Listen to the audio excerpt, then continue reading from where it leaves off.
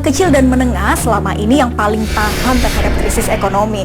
Tapi Andi, selama pandemi COVID-19 ini UKM sangat terdampak. Betul sekali, Silka dan pemirsa, sebenarnya banyak upaya yang bisa dilakukan untuk kembali membangkitkan UKM dan IKM agar kembali berdaya, sehingga UKM bisa kembali berjaya di negeri sendiri. Betul sekali, dan apa saja upaya-upaya itu? Ini dia untuk Anda.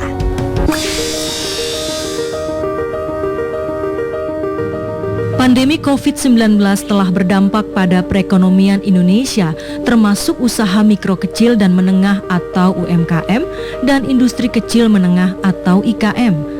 Padahal selama ini UMKM dan IKM memberi kontribusi 60% terhadap produk domestik bruto.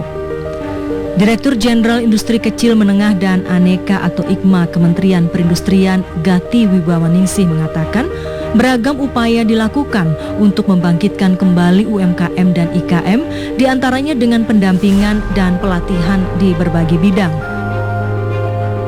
Sedangkan di bidang inovasi produk dan kreativitas desain, digelar kegiatan Indonesia Food Innovation untuk IKM pangan dan Indonesia Good Design Selection sebagai upaya untuk meningkatkan daya saing industri sehingga produk IKM tidak hanya berjaya di dalam negeri tapi juga bisa merambah pasar ekspor.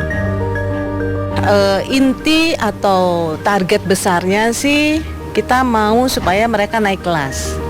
Nah, kriteria yang paling mudah untuk si industri naik kelas itu yang kecil jadi menengah, yang menengah jadi besar. Kriterianya paling gampang adalah dia bisa ekspor.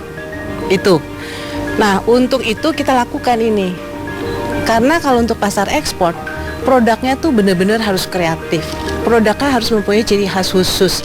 Produknya punya daya saing yang tinggi. Kompetisi inilah maksud daripada itu. Seleksi produk untuk ekspor.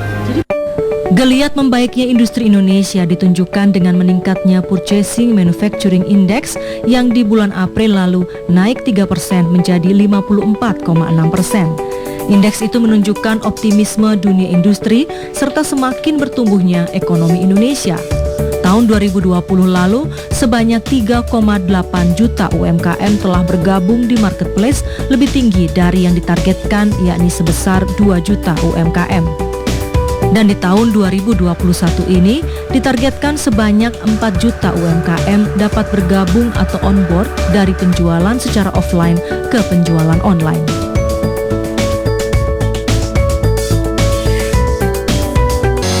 Demikian Bangga Buatan Indonesia episode kali ini. Semoga bisa menginspirasi Anda dan juga membangkitkan kecintaan kita terhadap produk lokal buatan UKM dan IKM. Saksikan kembali Bangga Buatan Indonesia persembahan TVRI pekan depan. Maju terus karya anak bangsa. Kita bangga buatan Indonesia. Sampai jumpa.